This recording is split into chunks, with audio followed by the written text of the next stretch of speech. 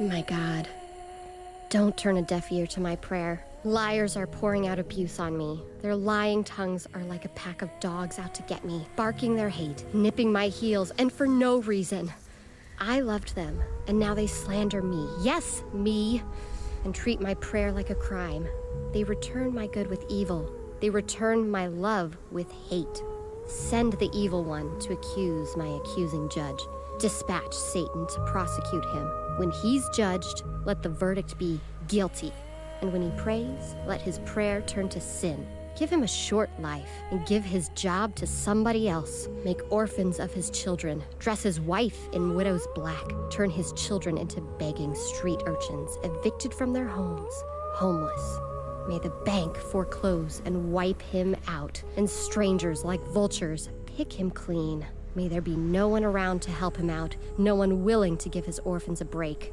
Chop down his family tree so that nobody even remembers his name, but erect a memorial to the sin of his father and make sure his mother's name is there too. Their sins recorded forever before God, but they themselves sunk in oblivion. That's all he deserves, since he was never once kind, hounded the afflicted and heartbroken to their graves. Since he loved cursing so much, let curses rain down. Since he had no taste for blessing, let blessings fall far from him. He dressed up in curses like a fine suit of clothes. He drank curses, took his baths in curses. So give him a gift, a costume of curses. He can wear curses every day of the week. That's what they'll get. Those out to get me, an avalanche of just desserts from God. Oh God, my Lord, step in. Work a miracle for me. You can do it. I'm at the end of my rope, my life in ruins. I'm fading away to nothing, passing away, my youth gone, old before my time. I'm weak from hunger and can hardly stand up, my body a rack of skin and bones. I'm a joke in poor taste to those who see me. They take one look and shake their heads. Help me, oh help me, God. My God, save me through your wonderful love. Then they'll know that your hand is in this, that you, God, have been at work. Let them curse all they want. You do the blessing. Let them be jeered by the crowd when they stand up, followed by cheers for me, your servant. Dress my accusers in clothes dirty with shame, discarded and humiliating old rag-bag clothes. My mouth is full of great praise for God. I'm singing his hallelujahs, surrounded by crowds, for he's always at hand to take the side of the needy, to rescue a life from the unjust judge.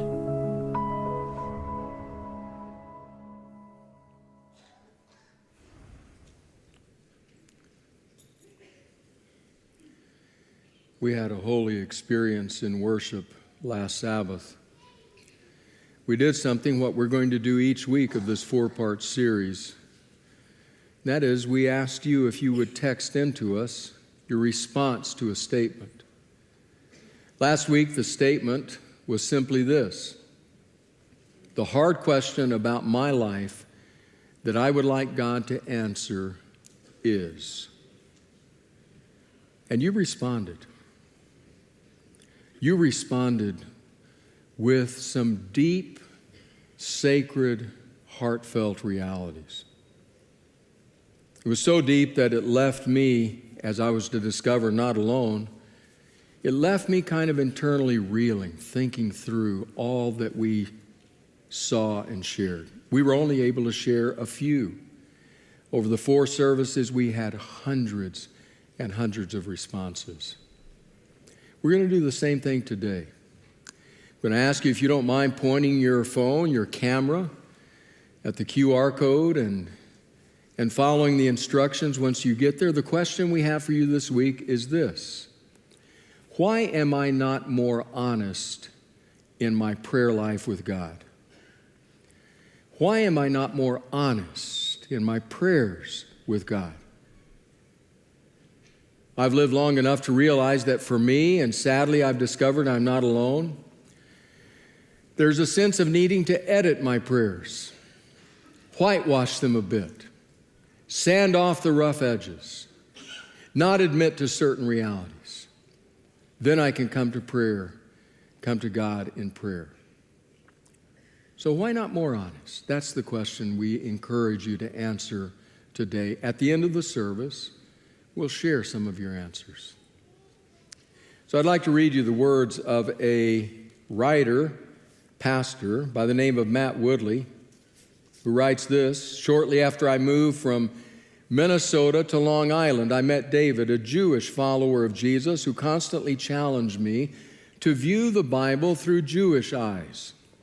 David's also a passionate, brilliant, full-blooded New Yorker. For the first 2 years of my ministry on Long Island, David would often approach me after a worship service and begin with something like, 'Hey, nice sermon, Matt. I like that third point a lot, but I think you missed something crucial in that passage. Let me tell you how I would see it through Jewish eyes.' And then he'd launch into his weekly 5-minute rebuttal argument about the finer points of biblical exegesis. I thought he was trying to pick a fight with me, but I politely listened and thanked him for his insights. But after listening to his rebuttal for 2 years, we Minnesotans are notoriously nice and long-suffering people, I couldn't stand it anymore. So finally I blurted out, 'David, what's the deal? Don't you get anything out of my sermons? Doesn't God tell you something? Why must you always nitpick about some minor point of theology?' My face flushed with anger, and David stood there frozen in shock. Finally, David broke the icy silence. He laughed. Then he said, 'Maybe I should explain my cultural background, which is probably different from your ethnic background. When New York Jews like me argue about Scripture, we're asking for dialogue. When I tell you that I disagree with something you've said, I'm expecting you to fire back and say, 'Oh yeah? Well, I think you're wrong too, and let me tell you why.' You see, Jewish people sometimes get close by working through unpleasant feelings, even by arguing if necessary. Confronting each other is a sign of intimacy in the relationship. So when I dish it out, I want you to dish it right back. That's how intimacy and trust grow in the relationship." Wow. And then Woodley says, "This concept of achieving trust and intimacy with God through intense dialogue and even a rousing argument was certainly new to me. But through my friendship with David, God has started to teach me an important lesson about prayer. Sometimes prayer involves being completely honest with God. Sometimes we grow closer to God by bringing God all of the unpleasant things about our relationship, our sadness, disappointments, laments, complaints, and even our anger. Based on the numerous God-given prayers of complaint and lamentation, it's obvious that God can handle our honesty."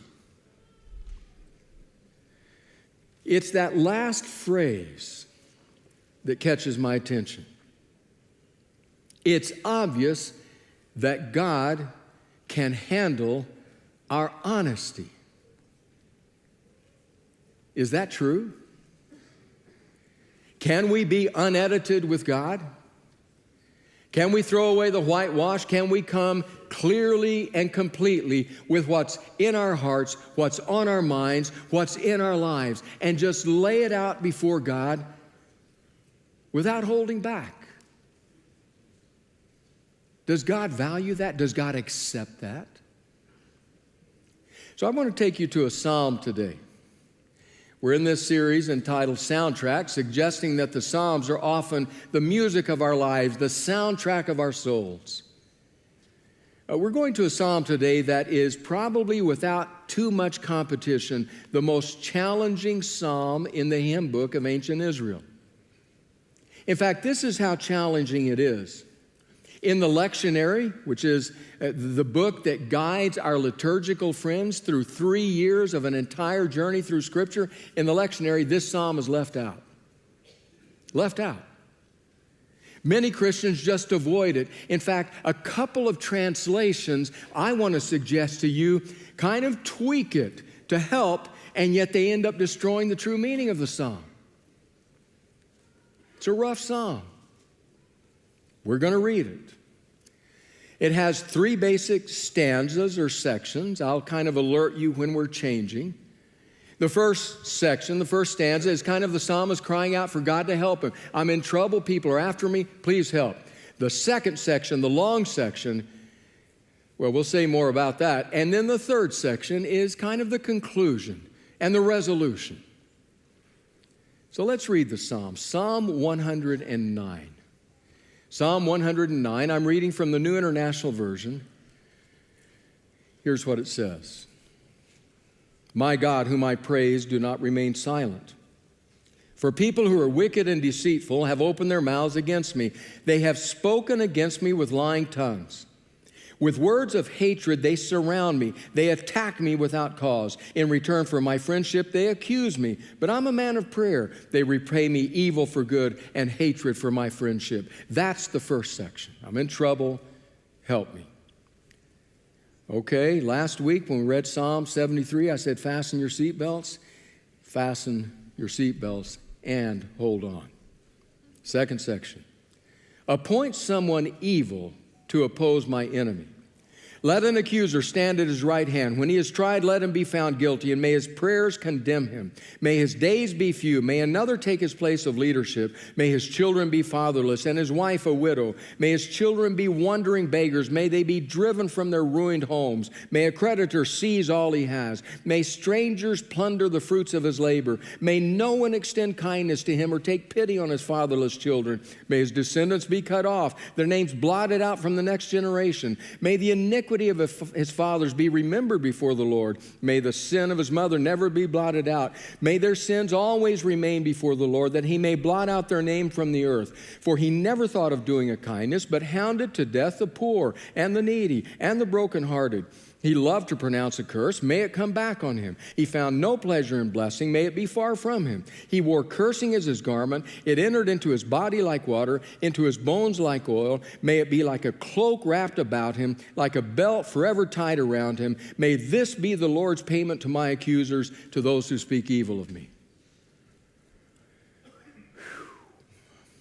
That's the end of the second section. Third section. Honestly, this almost makes me laugh because of the dramatic change in mood when he starts talking about himself. Verse 21, but you, sovereign Lord, help me for your name's sake. Out of the goodness of your love, deliver me.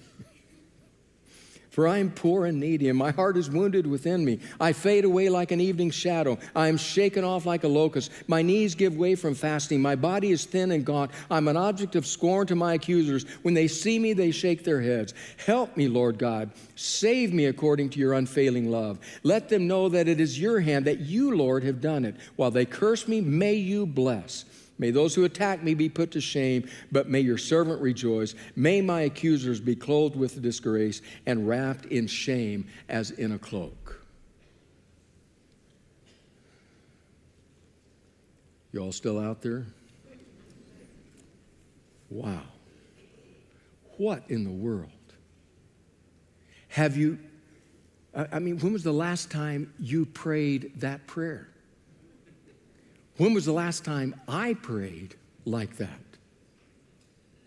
Unbelievable. This psalm has a byline that says, a psalm of David. Really?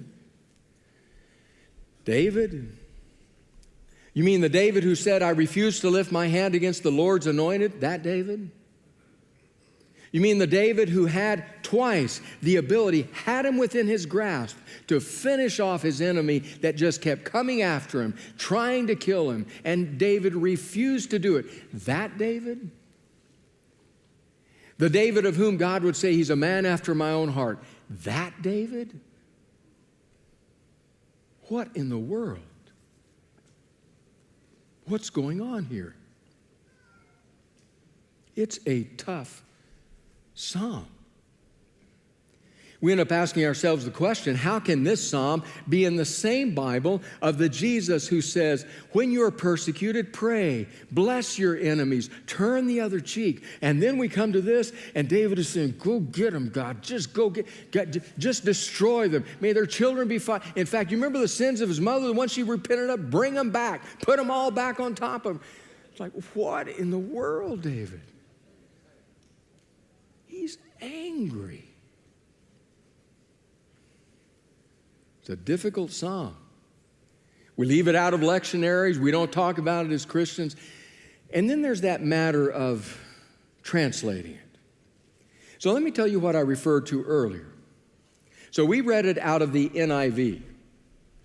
In the NIV, in fact, let me go back and read the two verses 5 and 6. Verse 5 is the ending verse of the first section. Verse 6 is the beginning verse of the next section when David is saying, go get them, God. So here are those two verses again. Verse 5, they repay me evil for good and hatred for my friendship. First part of the next section, appoint someone evil to oppose my enemy, let an accuser stand at his right hand, and off he goes. Now, two well-known translations deal with it a bit differently. The New Revised Standard Version and the New Living Translation.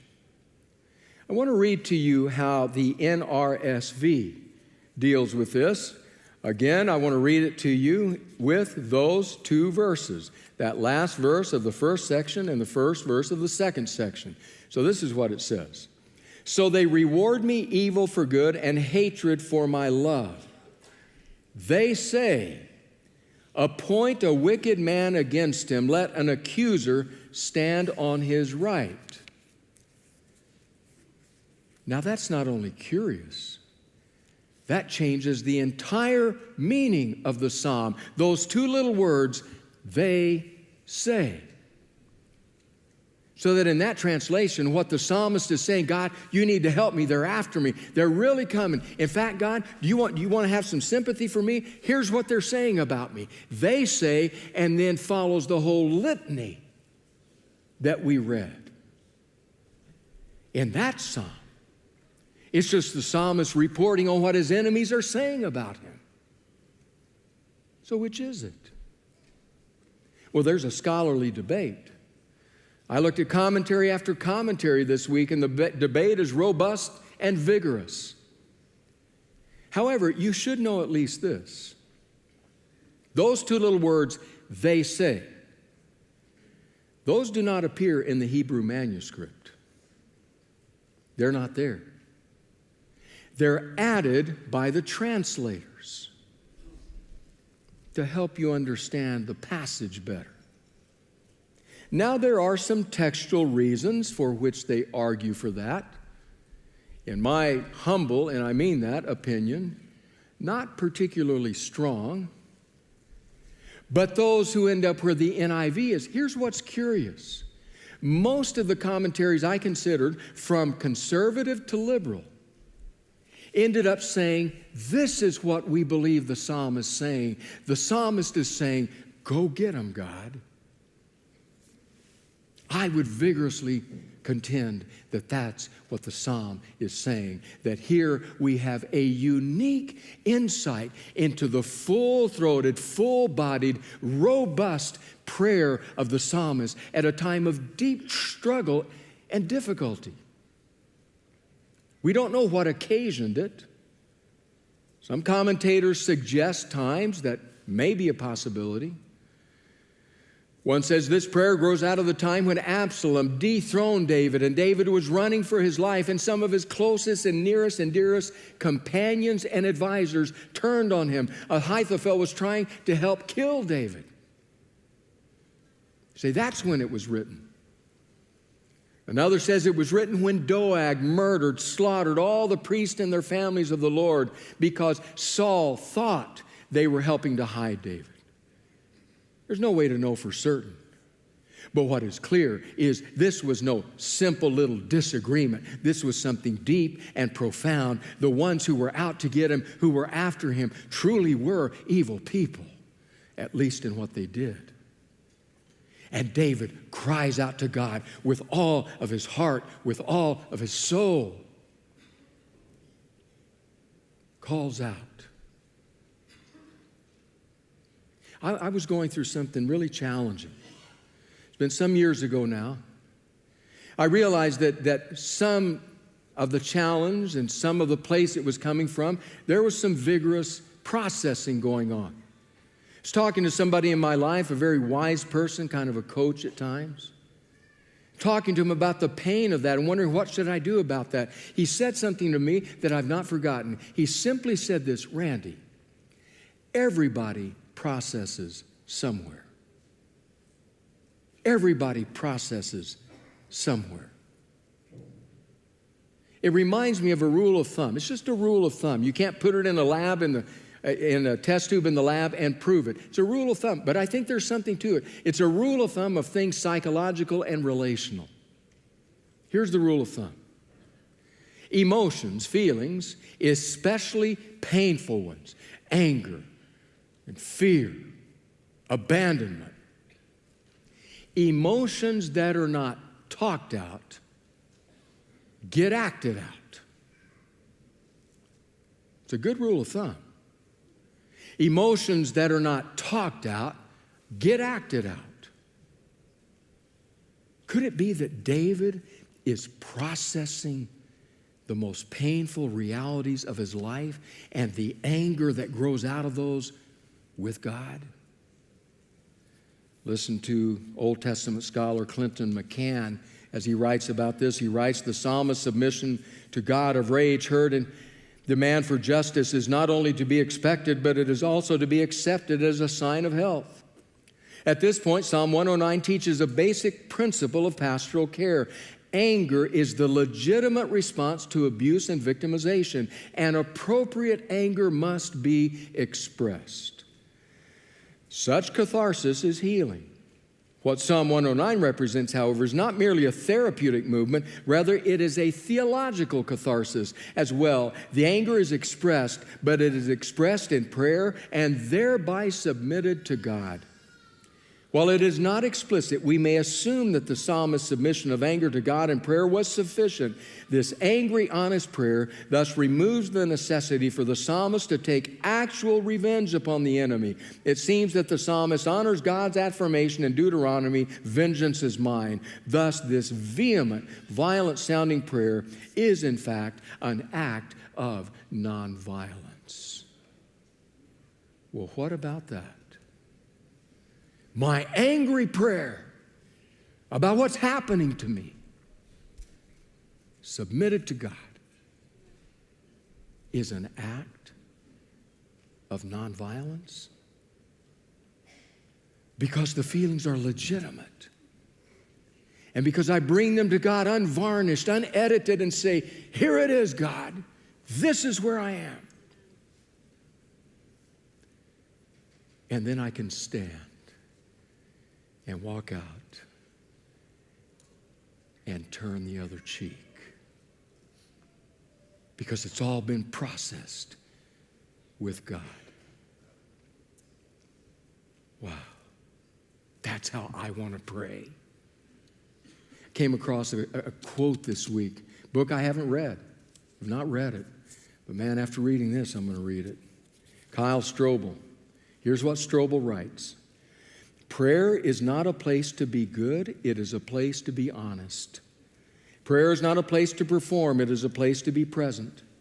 Prayer is not a place to be right, it is a place to be known. Prayer is not a place to prove your worth, it is a place to receive worth and offer yourself in truth. That's prayer. What that means is I process, I vent my most passionate emotions to God. And maybe sometimes, and I say this carefully, maybe to God alone. I say it carefully because there are people in our lives, confidential, deep, wise, who have their hand in the hand of God, who can at times help me do that. And we should not close that door. But sometimes our venting is really intended just to create damage to others. So my most passionate venting I do to God and maybe to God alone. But if I'm going to pray that way, it seems to me we have to have some profound convictions. I want to suggest 3. Conviction number 1, we have to be convicted that God desires our authenticity. Otherwise, we can never pray that way. We have to be convicted that God desires our authenticity, that God desires what we just read. In other words, God is not like, I've said this before, but I'll repeat it again. God is not like so many spouses or couples that are dating. The evening formal dinner's over, they're driving home, and the car is silent. What's wrong? Nothing. I'm fine. I am just fine. Okay, well, I don't know what it is, but I can tell you one thing we're not, and that's fine. That's not what God wants. God wants to know. Openness, candor, honesty. In fact, sometimes I have wondered, is that maybe why God said David's a man after my own heart? Because I know where I stand with David. There is no pretense. Read this book. It's amazing what people in this book do with God. Habakkuk says, God, this whole country's falling apart. How are you letting this happen? What are you doing? God gives him a response he doesn't like. Habakkuk said, that doesn't work. I'm going to go out of the city. I'm going to stand on this tower. I'm going to wait for your answer. And when you give me your answer, I'm going to tell you what I think of your answer. About that time, I'm saying, back away from Habakkuk. Get back. You know what happens? God answers, not an answer Habakkuk was looking for.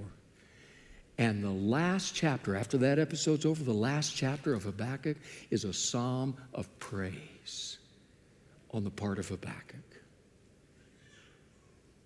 God, you want my authenticity? Here it is, says Habakkuk. They have their exchange, and then Habakkuk praises. If you're part of the group of us who are reading through the Bible this week, just a week or two ago, you read what I think is one of the most amazing exchanges between God and a person in Scripture, and that's Moses and God. Remember that? Comes a point where, because of the people's behavior, God says, Moses, get out of the way. I'm going to wipe them out. I'm going to make of you a great person. And Moses says, no, God, don't do that. What will the neighbors say? You can't do that. And he finally talks God off the cliff. Then a few chapters later, Moses said to God, okay, I'm out of the way. Just get rid of them. Just do the... And God's like, Moses, please, just calm down. Calm down, sit down, have a tea, just take a load off. And I read that and I say, that is unbelievable. That's the kind of God we serve, who engages with us, who accepts what's in our hearts. Unvarnished, unwhitewashed, unedited, truthful. God desires our authenticity. That's the first conviction. The second conviction is that our authenticity will include anger. It will. It'll include all kinds of emotions. But a lot of the other emotions aren't as hard for us to express as is anger. But it will include anger. I take it as an assumption that it is not possible to have an authentic relationship with a person with whom we do not have the permission to get angry. It's not possible. We can have a relationship, but we can't have a relationship of depth. Because we're open, we talk, we share until that moment of disagreement and anger comes, and then we shut down. Can't deal with that, can't talk about that, can't say that. Can't have a truly authentic relationship. And that includes with God. If we cannot express our anger to God, then our relationship is superficial to the degree that it hits the anger, and then it stops being authentic. And again, if you go to this book, how recently have you read the story of Jonah? Jonah, whose story ends sitting out under a bush, angry as everything, just furious. God said, Jonah, what's wrong? I'm angry, that's what's wrong. Why are you angry, Jonah? Because, this is why I didn't want to come here. I knew what kind of God you are. I don't want these people saved. You send me here, I preach, they start crying, you get all soft and forgive them, and it just makes me so mad. I didn't want to come here to begin with. And God's like, Jonah, these are my children too. Yeah, I don't want them saved. Jonah is just open with God. Amazing. God desires true and intimate relationship with us, authenticity, and that includes anger. Hollywood made a movie 25 years ago, 1997, entitled The Apostle. The Apostles, the story of the Apostle E.F. Story that a good friend of mine watched and said, I like that movie, and I don't like that I like that movie. Because the main character, the Apostle EF, is kind of a David. He sins big and repents loud. And my friend said, I don't want to like that kind of person, but I honestly kind of liked him. There's a scene in the movie when he's storming around the house upstairs. You hear all this shouting and banging around. And his mother's asked, what is going on up there? He says, well, it's just EF. He's having it out with God. And that's exactly what he's doing, just having it out with God. And I think, how beautiful is that? This is just where I am, God. God desires our authenticity. Our authenticity will include anger at times. And the third conviction, the conviction that if we vent with God, our anger will be a journey, not a destination. A journey, not a destination. One of the reasons sometimes we're afraid to express our anger is we're afraid that we're going to set up camp there. We'll set up our tent, we'll start digging the footings and pouring the foundation and putting up the walls for a house where we're going to live for good in this location called anger. It will become a destination. But that's not what happens to the men and women of Scripture. When they vent their emotions, their feelings, their anger at God, openly and honestly, their anger becomes a journey, not a destination. And there may be no better example than this psalm.